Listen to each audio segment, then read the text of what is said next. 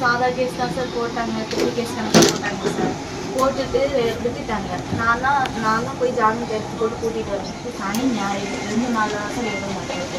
சனிக்கிழமை பார்த்தீங்கன்னா அவங்களோட கொடியை வந்து ஒரு போலீஸ்காரங்க உடம்பு கொடுத்தாங்க சார். ஞாயிற்றுக்கிழமை வெளியில போடுறது. ஆமாம், உன் ஹஸ்பண்ட் வந்து ஹாஸ்பிட்டலில் உடம்பு முடியாமல் அட்மிட் பண்ணியிருக்கோம், வந்து பாரு அப்படின்னு வச்சுருந்தாங்க. பேக் பண்ணிட்டு கரெக்டாக வீட்டை வெளியே இறங்கும்போது உங்கள் ஹஸ்பண்ட் ஒரு ஆம்பளையால் கூட்டுவாமா அப்படின்னு கேட்டுருந்தாங்க. எதுக்கு சார் ஆம்பளையால் அப்படின்னு கேட்டேன். கேட்டதுக்கு உங்கள் ஹஸ்பண்ட் வந்து இறந்துட்டாங்க. முதல்ல வந்து உடம்புக்கு முடியல அப்படின்னு சொல்லி சொன்னாங்க. 2வது ½ ஹவர்ல ஹஸ்பண்ட் வந்து இறந்துட்டாங்க. இவ்வளோ கொடூரமான சம்பவம் நார்வேலில் அரங்கேறி இருக்கிறது. முழுக்க முழுக்க காவல்துறை, ஜெகன், சிவகுமார், பிரைட் போன்ற எஸ்ஐ காவலர்கள்லாம் சேர்ந்து இந்த ஒரு கொலையை அரங்கேற்றிருக்கிறார்கள். யாரிடம் போய் இதை சொல்ல முடியும்?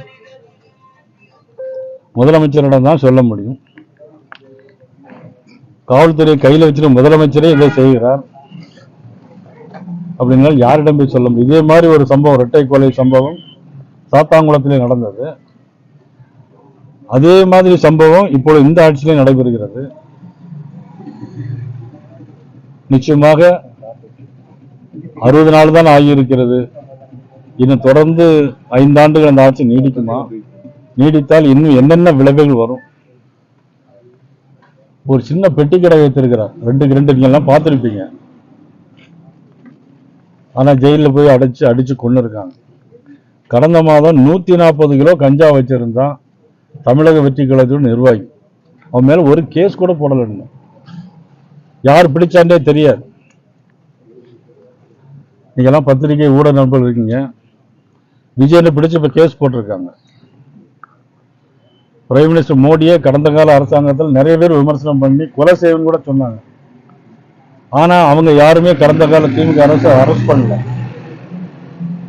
ஆனா அன்றைக்கு இந்த முதலமைச்சர் ஏதாவது குறை சொன்னா அவங்க உடனடியாக அரெஸ்ட் பண்ணுவாங்க. அதே மாதிரி சம்பவம் இன்னைக்கு நடக்குது.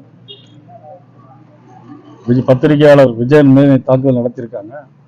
அதற்கு பின்புலத்திலே சில பேர் இருக்கிறார்கள். இவ்வளவு ஒரு மோசமான ஆட்சி போய்கொண்டிருக்கிறது. உண்மையிலே மிகுந்த வேதனைக்குரியது.